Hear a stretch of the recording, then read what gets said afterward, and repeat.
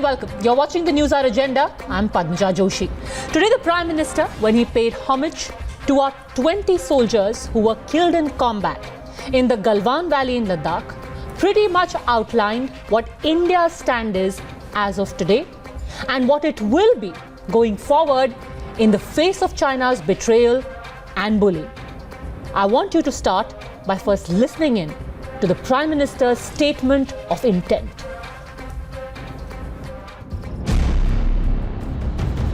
देश को भरोसा दिलाना चाहता हूं, हमारे जवानों का बलिदान व्यर्थ नहीं जाएगा। हमारे दिवंगत शहीद वीर जवानों के विषय में देश को इस बात का गर्व होगा कि वे मारते मारते मरे हैं। भारत शांति चाहता है, लेकिन भारत उकसाने पर हर हाल में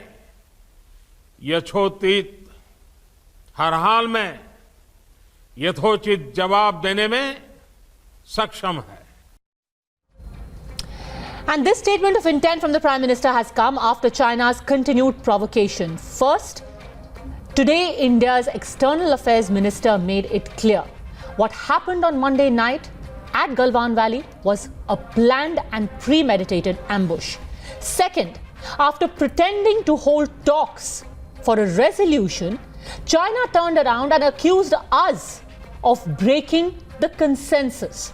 And third, China has now unleashed a complete propaganda war with the Pillay's website talking about how hundreds of military vehicles and thousands of Chinese soldiers of the Western Theatre Command are conducting a fire drill or are honing their maneuverability. In fact, I want you to concentrate on the language used by the Chinese Foreign Minister after he had held talks with his Indian counterpart. And at the same time, let's also do a quick fact check on that. What did the Chinese Foreign Ministry say? Indian border forces broke consensus reached at the military level meeting.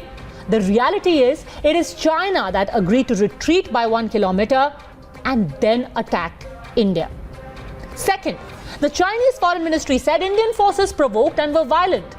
The reality is, it is the Chinese troops who attacked the patrol party led by Colonel Santosh. The MOFA says India attacked officers and soldiers who had negotiated with them. You know what's the ironic reality?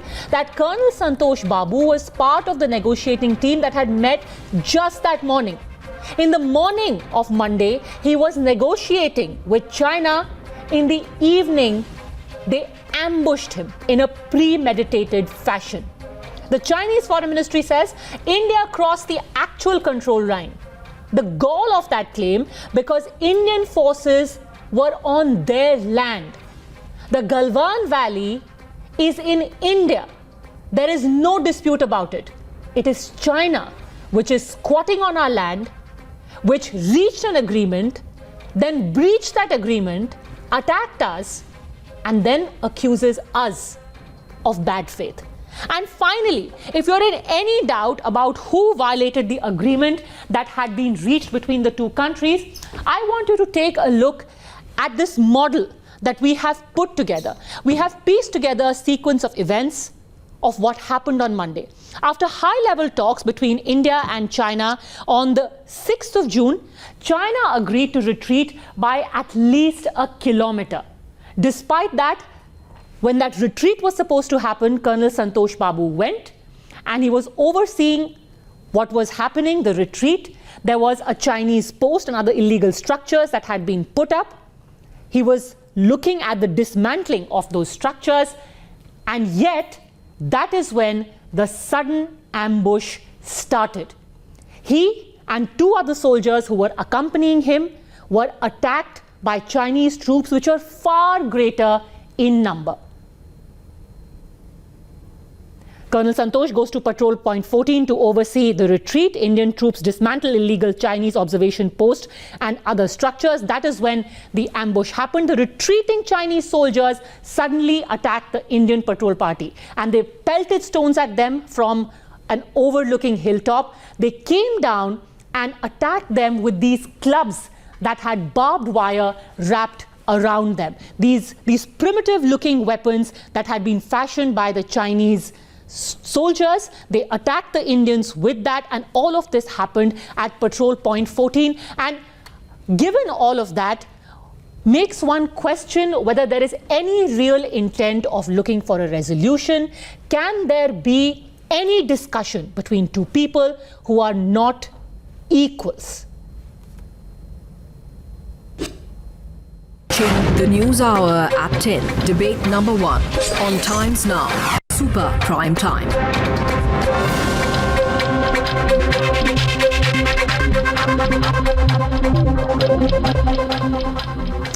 Joining us on the show, we have Dr. Sambit Patra, National Spokesperson of the BJP, Lieutenant General Sanjay Kulkarni, former DG Infantry, Colonel DPK Pillay, Senior Research Fellow at the IDSA, Ashok Sajjanhar, former diplomat, Einar Tangen, Political and Economic Affairs Commentator from China, and Andrew KP Leung, International Independent China Strategist, who is joining us live from Hong Kong.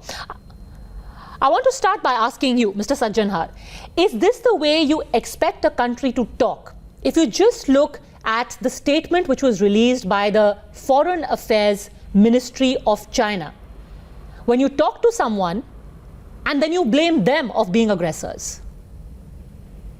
No, absolutely. You're very right. I don't think this is the way that we expect diplomatic conduct to take place between two sovereign states. And, particularly when it has been quite visible, what the press release from the Ministry of External Affairs said, what our External Affairs Minister conveyed to the Chinese Foreign Minister, that it was pre-mediated, well-coordinated, well-planned approach by the Chinese. And the second is also to get a very stern, strong message that this will definitely have an impact on the bilateral relations between the two countries.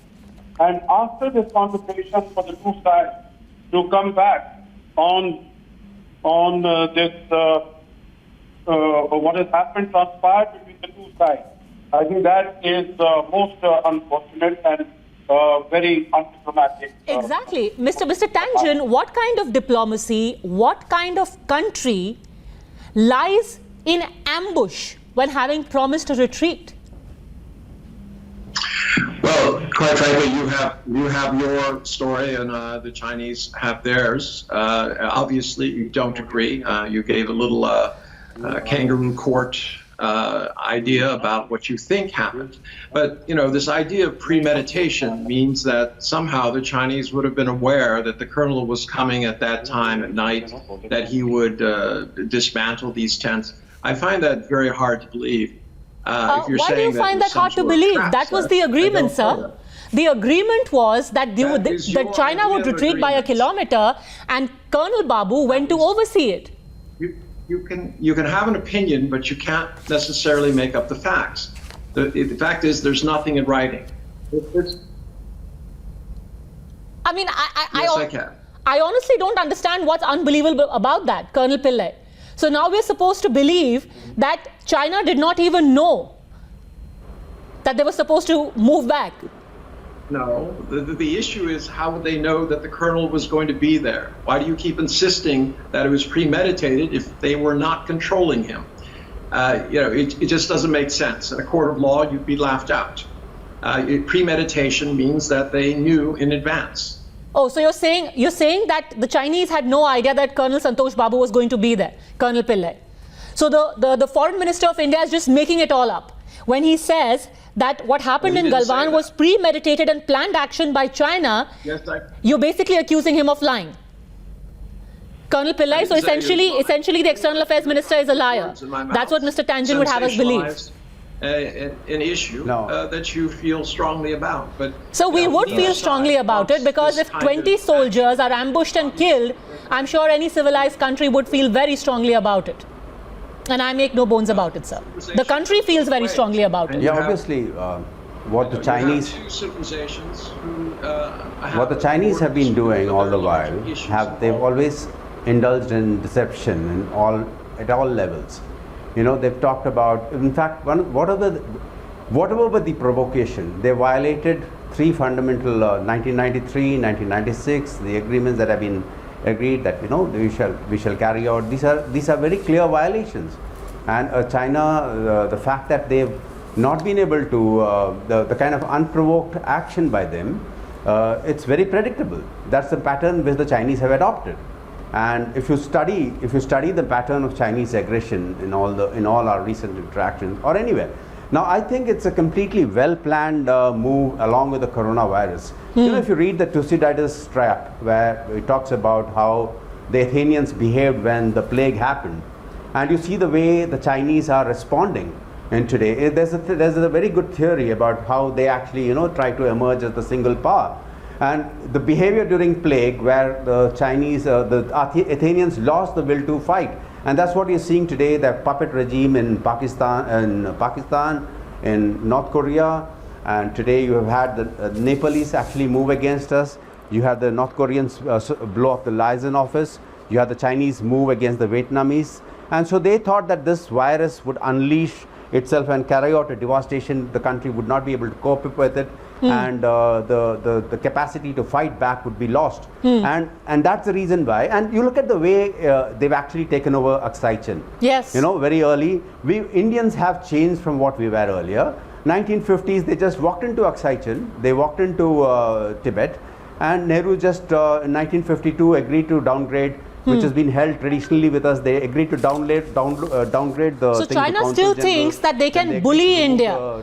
From past experience, Mr. Tangen, do you seem to think? Was that they believe so far? So Mr. Tangen, your country seems to think that, you know, you can bully Taiwan, you can bully India, and everyone is just going to roll over and die. Well, as I've told you before, I'm an American, and I look at the action between India and China, and I'm trying to give you my opinion. I'm not trying to convict somebody in a court of law. I don't use conspiracy theories as the means for discussing countries and their motives. I try to look at the facts. The facts are that you have two countries that are bumping against each other, especially over regional issues, and they need to figure out how to get along. Okay, sir, very respectfully, I would like to correct you. These are not countries which are bumping against each other. This is one country that has entered another country's land, tried to take it over, engaged in premeditated aggression, and the other country is pushing back. I think the roles of both countries need to be very clear here. Don't have any. You like to throw around these ideas that it was premeditated, but you don't have a shred of proof. How would the Chinese know that the colonel was going to come? Sir, the shred of proof is, like Colonel Pillay just explained, the circumstances of this aggression are so clear. You find yourself ringed in as he said, everywhere. China finds itself hemmed in, and what does it do? It thinks it can divert the attention by launching aggressive maneuvers, General Kulkarni, on various fronts. What is China trying to divert attention from? China has the best report card in terms of handling COVID-19. It did not make it in the lab. This has all been debunked. It's something that has taken years, months of effort. The fact is, there are many countries who have not handled it. Sir, I think China's report card is self-evident. But General Kulkarni would be better placed to tell you about that report card. You have 84,000 people who are infected. 4.5% died. Let's compare that to the United States, Europe. We're not here to compare numbers and casualties, but simply about the circumstances of the origin of the virus and the public reaction that you're getting internationally. General Kulkarni. You know, whatever be it, the Chinese believe that they are a known civilization. The Chinese have an agreement with India, confidence building measure, 1996, Article 6, Paragraph 4, which very clearly states that should, even if granting you what you have said, everything, should people who are unarmed have come there with the purpose of communicating or trying to convey that it's time that you move back or anything. And when you know fully well, and even again would grant you that you could not recognize the colonel who came He was involved in the talks in the morning. Do you think, even you wouldn't believe, would you even treat a PW like that? Let's be honest about it. You wouldn't even treat a PW like that. And the very fact that you've been brought up in America and that you are a Chinese birth, does that indicate that would you ever behave like this? It is impossible. They're countries, they're two soldiers. They're wearing uniform. You cannot. It's impossible. Irrespective. And they're unarmed. And now when you say the word premeditated, you can't have equipment like there with a view to butter a person when he comes to you. I may be wrong. I'm saying it. Supposing I'm wrong. Let's assume I'm wrong. I walked up to you and I say, look, move back a kilometer. That's what I agreed in the morning. And you say, yeah, I'm not going to move back. It's okay, perfectly fine. I go back. But you can't get him and smother him and beat him up. Is that the way? Is that what an old civilization? Is that what all these years, these agreements from 93 to 8 are there in place? I think you must apologize. You must, be able to say. I think that's expecting too much, because here is a country which believes in hegemonic exercises. They think they can push everyone around by their sheer strength of numbers, but the real expectation here is of our government.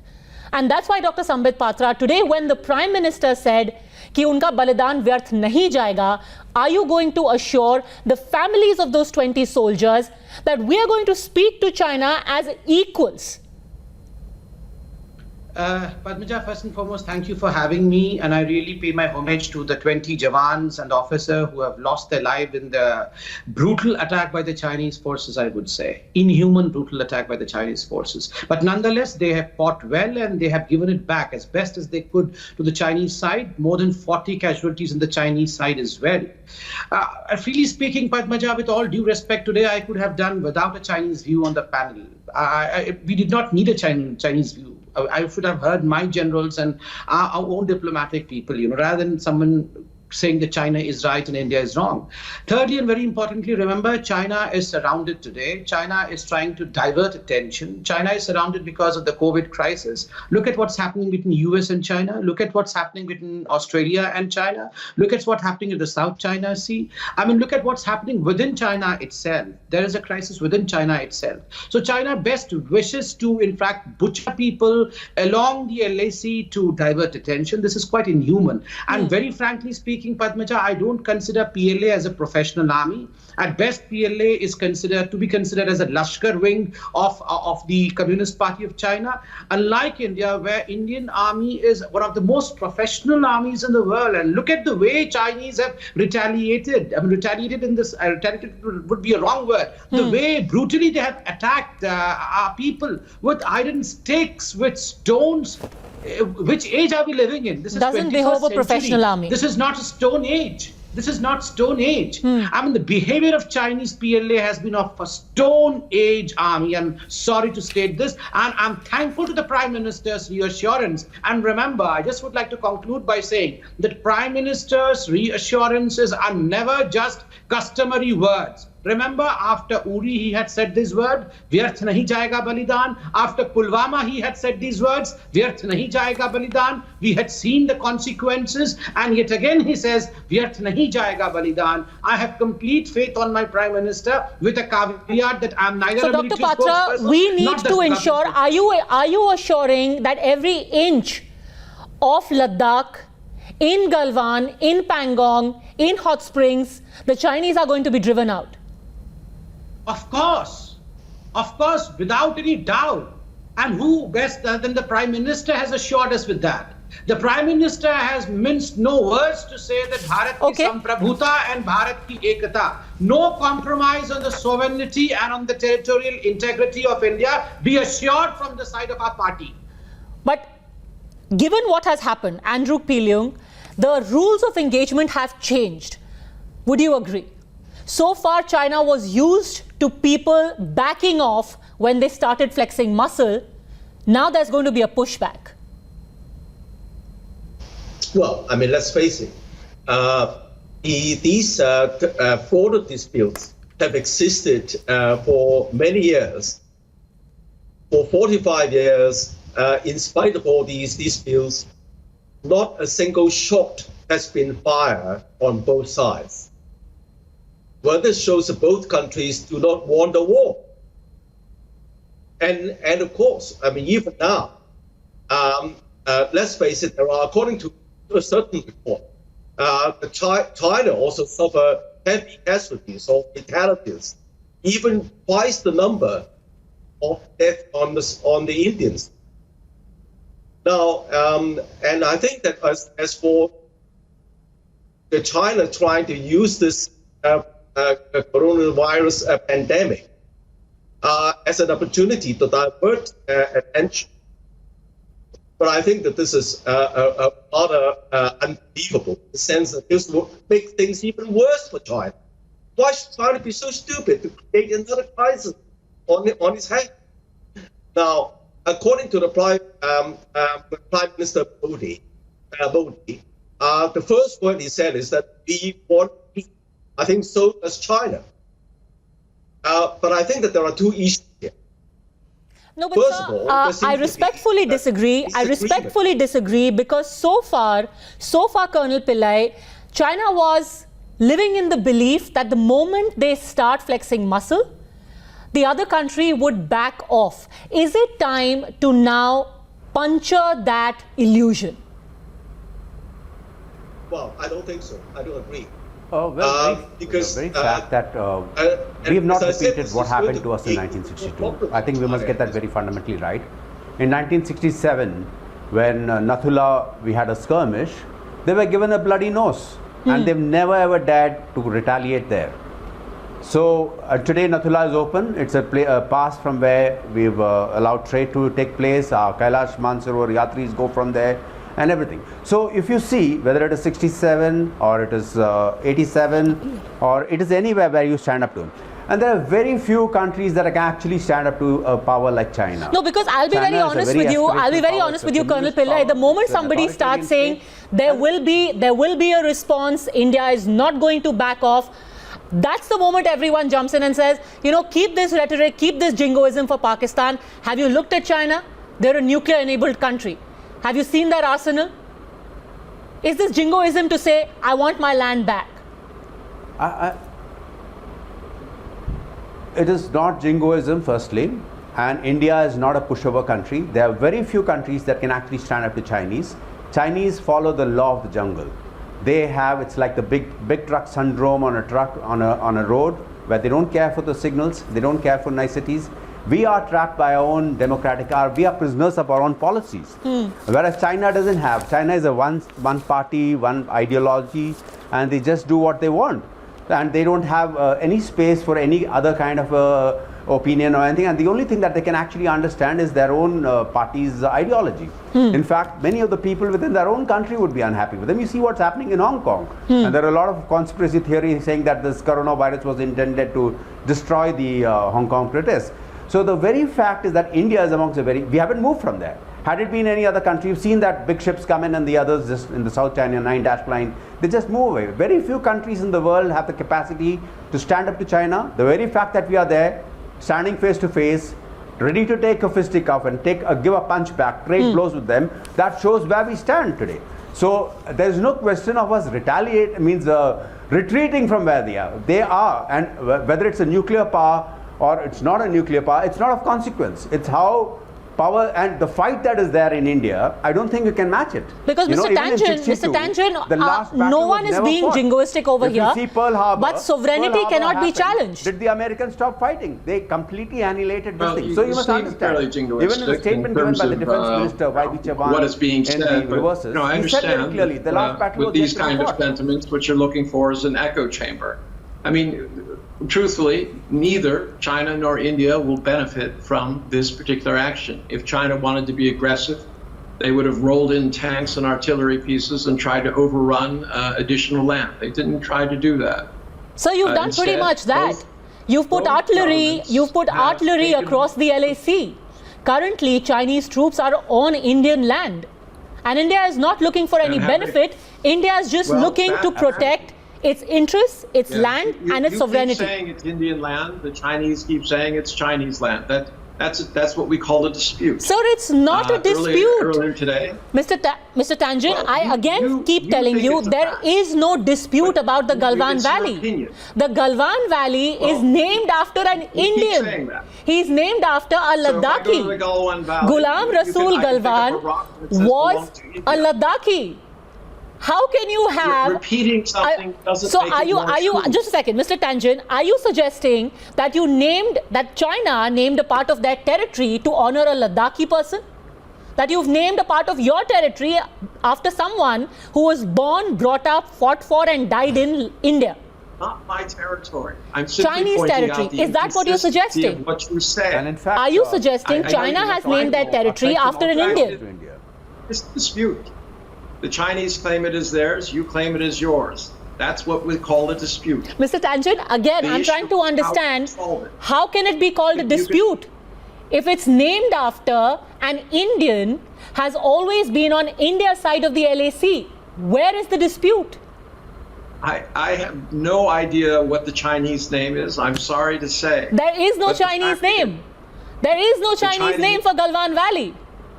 Perhaps that's why you don't know it. I applaud your understanding of Chinese. It's the But my Galwan point River. being that the Chinese claim it, you claim it. That's the basis of the dispute. That's why it is not a border. It's a line of actual control. Mr. So Sajjanhar, at some point, Mr. Sajjanhar, you can is there a dispute about the Galwan Valley? Apparently, it's Chinese territory named after a Ladakhi. And you know what's No, really I'm not funny? saying it You know is. what's I'm really saying funny, they Mr. think. Tangen? This is That good. even the Chinese Foreign Ministry's statement refers to it as Galwan Valley. No Chinese name. Mr. Sajjanhar. So- You see, Padmaja, basically it is the first time that China is raising a claim on Galwan Valley. So far, even since 1962, it has never raised a claim. It's only for the first time that we are hearing it now, that Galwan Valley is a part of China. Yeah. It is for its strategic reasons that it wants to have occupy the Galwan Valley, because it connects with Gilgit-Baltistan and connects it with the China-Pakistan economic corridor. You see, Padmaja, to put it very briefly and very succinctly, this is the hubris and the arrogance of China Yes. that is being displayed in the manner in which it is behaving. You see, it has gone around the world and it has tried to spin a narrative that China is invincible, that China is able to get done whatever it wants to do. Yes. You see, in South China Sea, it has, notwithstanding the international condemnation and total rejection of its position on South China Sea, it has still gone and it has occupied those islands which, according to international law, belong to Philippines, belong to Vietnam, belong Yes. to Malaysia. But it has occupied them. Why? Because it since 2,000 years ago, Chinese fishermen used to go and fish there. You've That is hit not the nail how on to the head, sir, maintain because when you talk ownership about of- hubris, claim ownership. when you speak of hubris, Dr. Sambit Patra, this is how a classroom bully functions. It's like he steals somebody's pencil box, and when that person resists, you say, I'm going to punch you up. So just today, when India is pushing back, you've got all Chinese propaganda mouthpieces putting out these videos. You've got that video from Global Times of how there's an exercise in Tibet. You've got a video from CCTV of all of these heavy vehicles being rolled in. This is how a bully functions. So to understand, that is not the military way, in fact, of China's functioning. Psychological war, cyber warfare is something which China is expert in, and we all have to be wary of that. We have to be prepared for that, because they would try to buy the media, not the media houses, the information network that comes to India, what kind of information they want to send. They would like to buy it out. And that's the reason as to why China has been bullying the whole world, and the world today recognizes all these tactics of China. As far as hubris of China is concerned, I'm really thankful to the Prime Minister that very respectfully he has brought down the hubris of China. Because in my living memory, never before any Prime Minister of India had used the word Shakti Pradarshan karna pade to Shakti Pradarshan bhi karenge. In a way, meaning militarily, if we have to use our power, we even do that. But he has nonetheless said that We are a peace-living country. We never ever enter into anyone's territory. And remember, as far as calling Galwan Valley a dispute is concerned, of course, it is a manufactured dispute by China only to manufacture a diversion, because it is in fact surrounded by all kinds of things which it should not have been surrounded had they been right. They were wrong. They were wrong on every step. They were wrong on every peace-loving country, General Kulkarni, when pushed into a corner, is going to react. And it's not just India. Today, what Taiwan did, it's a small gesture, but for Taiwan News to put out that picture and say, we conquer, we kill, of Lord Ram versus the dragon, that in itself is a statement. Padmaja, what really that the Chinese would want at any point of time, they must at least respect international relations. They must at least accept some kind of, let's talk the word of Xinjiang. What does the word Xinjiang mean? It means a new province. Was it ever a part of China?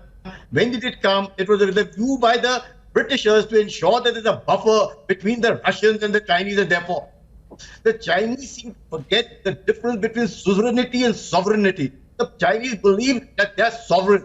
They are the center of the universe, and everyone around them must be satellites to store their life. It's not like that. I'm sure Chinese understand that. I'm sure they go very well. I've been dealing with them. I've been talking to them. They understand everything, but they're driven by the zeal to capture the world. They're driven by the fact that they must, in any case, be the center of the universe, and that is how it is. It cannot happen. We have to all live together. Is this the way? If the Chinese were not respect, I imagine Aksai Chin, whichever way you might want to call it, what is part of Aksai Chin? Even if you say from the times of Zoravar and from the time of Gulab Singh, you realize that all these are part of then Jammu and Kashmir. They're British.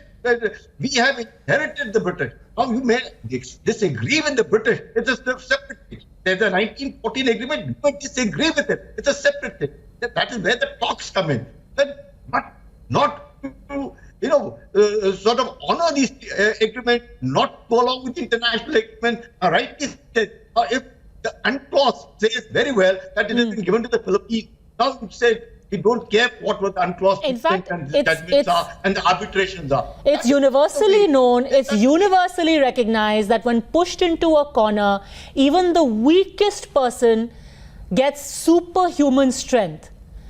And India, by no stretch of the imagination, is a weak country.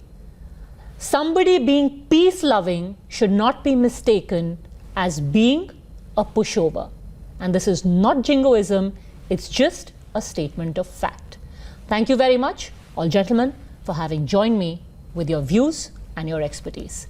In fact, someone who has been very, very used to this kind of behavior by China is the Prime Minister of the Tibetan government in exile, Dr. Lobsang Sangay. He also joins us now on the Newshour Agenda. What is the reason behind this behavior by China? Their maneuvers, their aggression. What do you make of it, Dr. Sangay? This is the same route that they used during the invasion of India in 1962. So it's not surprising. And also now the India is building its road and infrastructure connecting all the way to Aksai Chin. So China wants to maintain the strategic dominance. And that's why they're not giving any space to India. So it's all part of military maneuvering. That's what they're trying to do. And they're flexing their muscle to say that we are the number one in Asia and we want to be number one in the world. But we've had familiar flashpoints over the last 4.5 decades. Why open this new front all of a sudden? Galwan Valley was never an issue of dispute. Absolutely. Because the WHO, 130 plus countries have agreed to investigate the origin of coronavirus, which obviously originated in China, and hence China will be blamed for it. Now, several millions have been infected. How many, hundreds of thousands have died, and it has cost enormously from economic point of view. So the world will blame on China, right? So they want to distract the international community, and they don't want to form, they don't want to see the formation of alliance of democracies around the world, against China on this matter. So that's number one. And number two, you should always know that China has been planning this for the last 60 years. After they occupied Tibet, they want to have dominance in the neighboring countries, including in India. And curiously, if you look at the military buildup of China, it takes anywhere from 6 to 9 months. Now, what happens between that time? In October 11, in Tamil Nadu, Prime Minister Modi ji met with Xi Jinping, right? So it was, kind of a forming of friendship and alliances and a major summit. But, you can deduct the fact that the military planning and execution took place right around the time when Xi Jinping made the summit visit to India and met with Indian leadership. So this is all part of the grand strategy to shake hands on the one hand, at the same time flex their muscle with the other hand. But could this also have been, you talk about, the censure they are facing because of the spread of the coronavirus, but could there be internal issues behind it? The Chinese Communist Party is facing pressure after the trade war with the US, an economy that has been hit by the pandemic, there's unemployment, there's discontent, or could it be because India is increasingly getting closer to the US? Yes, I think, there was a murmur. Now it has become a full-blown debate within China as to how the Chinese leadership handled the trade war with America. They didn't handle it well. And how they handled Taiwan, because, the Tsai Ing-wen won the re-election with overwhelming vote. And not just that, the Kuomintang Party's presidential candidate also lost mayorship recently from Kaohsiung, right? And then all the series of protests in Hong Kong clearly demonstrated that the people in Hong Kong want more freedom and separation from China. And the implosion or the news of 1 to 2 million Uyghur people put in concentration camps drew a lot of media interest and criticism against the Chinese government. And obviously, as far as treatment of Tibetans are concerned, we've been on it for the last 60 years. There is a consensus in the international community that Tibetans are not treated well. They are repressed very severely. So all these factors put together, growing criticism and almost a consensus that the Chinese government is not playing as per the international norms and not behaving and as a major stakeholder in the world should do, And interestingly, there was supposed to be a major trade summit between EU and China in September, led by Angela Merkel of Germany. But now that trade summit and possibly the trade agreement has more or less collapsed, right? And then you can also see the growing almost consensus in Washington, D.C. that they see China more as a competition and an adversary than an ally. So all this internal and external pressure is putting a lot of pressure on the Chinese leadership, and they want certain issues to externalize or divert the attention of the Chinese people. Hence, defense and national security and nationalism is often the leverage or the tool leadership will use to distract the people's attention. But you'd recently observed that border incursions and tensions will continue till the Tibet issue is resolved. What can be a realistic political resolution? No, we have been on the record. His Holiness as Dalai Lama has always said, non-violence, ahimsa is our path, dialogue is the solution, violence of any sort should be condemned and should not be condoned at all, right?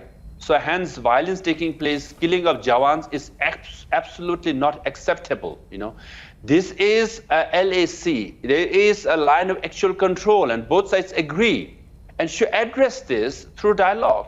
But then, all these are, pieces of the puzzle, and the main puzzle is the Tibet issue.